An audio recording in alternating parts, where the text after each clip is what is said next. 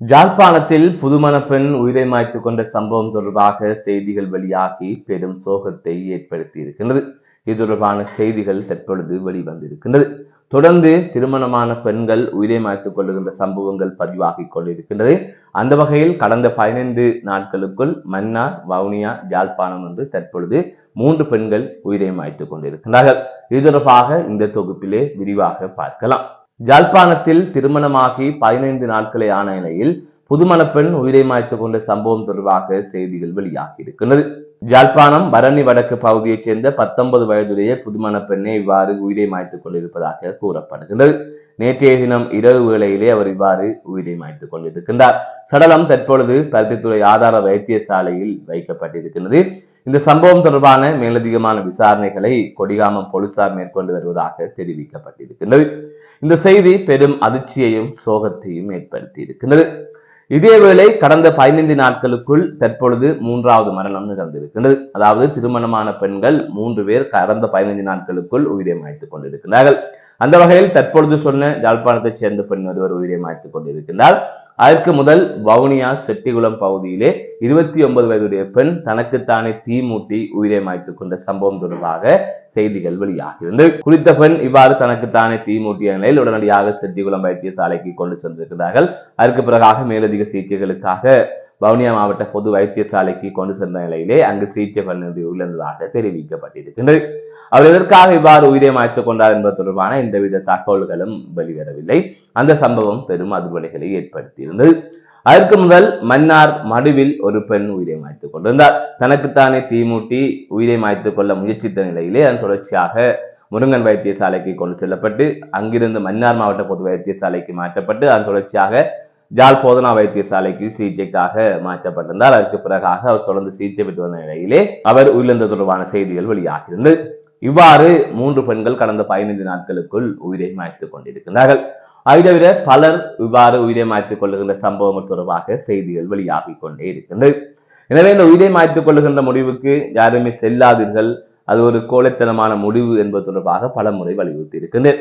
அதனை தாண்டி தனக்குத்தானே தீமூட்டி உயிரை மாய்த்துக் கொள்ளுகின்ற பெண்கள் பெரும்பாலும் கணவரை மிரட்டுவதற்காக, அதாவது நாங்கள் சொல்வதை கணவர் கேட்பதில்லை, நேரத்திற்கு வீட்டுக்கு வருவதில்லை, அதை தவிர நாங்கள் சொல்லுகின்ற விடயங்களை சரியாக செவிமடுப்பதில்லை என்கின்ற சின்ன சின்ன காரணங்களுக்காக அவர்களை மிரட்டுவதற்காக இவ்வாறு பகடிக்காக செய்யப்படுகின்ற அல்லது விளையாட்டாக செய்யப்படுகின்ற விடயங்கள் அது விபரீதமாக போய்விடுகின்றது. அப்படித்தான் மன்னாரிலும் அந்த சம்பவம் பதிவாகிறது. ஆகவே இவ்வாறான செயற்பாடுகளில் ஈடுபடாதீர்கள் என்றுதான் சொல்ல வேண்டும். திருமணமான பின்னர் இவ்வாறு உயிரை மாய்த்துக் கொள்கின்றீர்கள். அதற்கு பிறகாக கணவன், பிள்ளைகள், அதை உறவினர்கள் அனைவருமே பெரும் துயரத்தில் ஆழ்ந்திருக்கின்றார்கள். நீங்கள் இவ்வாறான முடிவை எடுத்துவிட்டு சென்று விடுவீர்கள். ஆனால் உங்களது குடும்பம் இதனால் பெரும் பாதிப்புகளையும் அதை மன உளைச்சலுக்கும் உள்ளாகின்றார்கள் என்பது அதற்கு பின்னால் நடக்கின்ற விடயங்களாக இருக்கின்றது. ஆனால் இதனை கவனிப்பதற்கோ அல்லது தொடர்பாக யோசிப்பதற்கோ நீங்கள் யாருமே தயாராக இல்லை. விளையாட்டாகவோ அல்லது வேண்டும் என்றோ இவ்வாறான உயிரை மாய்த்துக் கொள்ளுகின்ற முடிவுகளை எடுத்துக் கொள்ளுகின்றீர்கள்.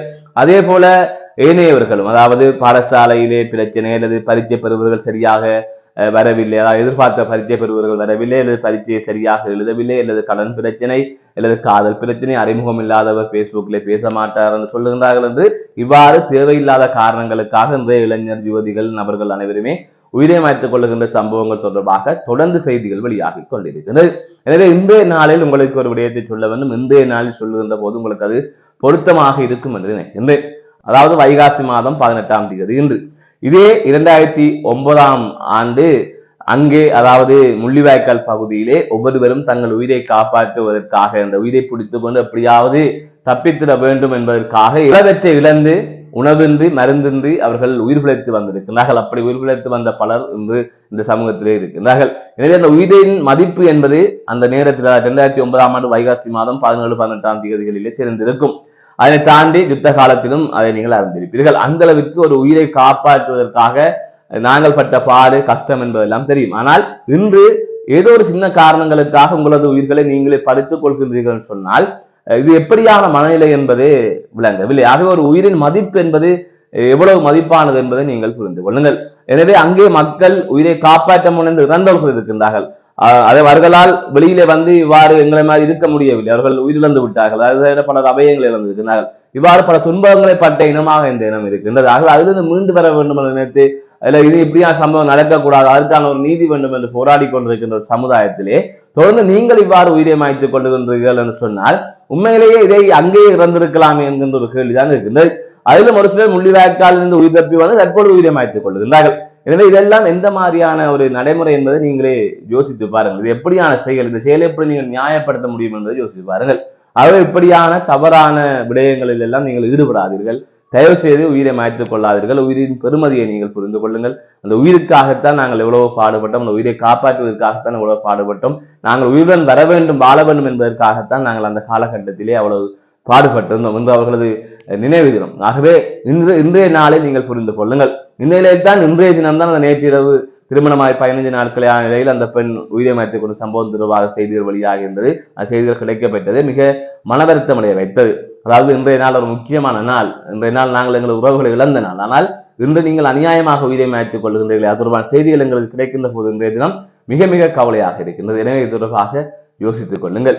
மீண்டும் ஒரு காணொலி சந்திக்கின்றேன். நான் நடராஜ் அஜய் காந்தன். கிடைக்கும் வரை அல்லது நீதி கிடைத்ததன் பின் எதிர்கால சந்ததிக்கு நடத்தி செல்லப்பட வேண்டும் என்ற நோக்கத்திலே இந்த இவ்வாறான உறுதி பவனிகள் நெஞ்சி வாக்குகின்ற விடயங்கள் நடைபெற்று வருகின்றன. தமிழின படுகொலைக்கு நாங்கள் நீதி கேட்டு வருகின்ற இந்த நேரத்திலே சர்வதேச குற்றவியல் நீதிமன்றத்திலே தமிழின படுகொலையாளிகள் நிறுத்தப்பட்டு அவர்களுக்கு தண்டனை வழங்கப்பட வேண்டும். இதேபோல எங்களுக்கு அரசியல் நீதி, எங்களுடைய தேசத்தை நாங்களே ஆளக்கூடிய இலங்கைக்குள்ள ஒரு தீர்வு ஒருபோதும் தரப்போவதில்லை அவர்கள். ஆகவே சர்வதேச சமூகத்தின் ஒத்துழைப்புடன் வடக்கு கிழக்கு மாகாணங்களிலே தமிழீழ தாயகத்திலே ஒரு பொதுமக்கள் வாக்கெடுப்பு ரெஃபரண்டம் ஒன்றை புலம்பெயர் தமிழர்களும் வாக்களிக்கக்கூடிய விதத்திலே, புலம்பெயர் தேசங்களில் இருந்து கொண்டு வாக்களிக்கக்கூடிய விதத்திலே ஒரு வாக்கெடுப்பை நடத்தி ஈழத்தமிழர்களுடைய இறமை சுயநிர்ணய உரிமையின் அடிப்படையிலே தமிழ் மக்கள் தங்களுக்கு என்ன வேண்டும் என்பதை மக்கள் தீர்மானிக்க வேண்டும், கட்சிகளோ தலைவர்களோ அல்ல. அந்த அடிப்படையிலே அதை நோக்கி செல்வதற்காக இந்த தமிழின படுகொலை நேரத்தை அரசிக்கின்ற நேரத்தில் இன்றைக்கு மே 14ஆம் தேதி பல்வெடுத்துறைக்கு இந்த உறுதி வந்திருக்கிறது.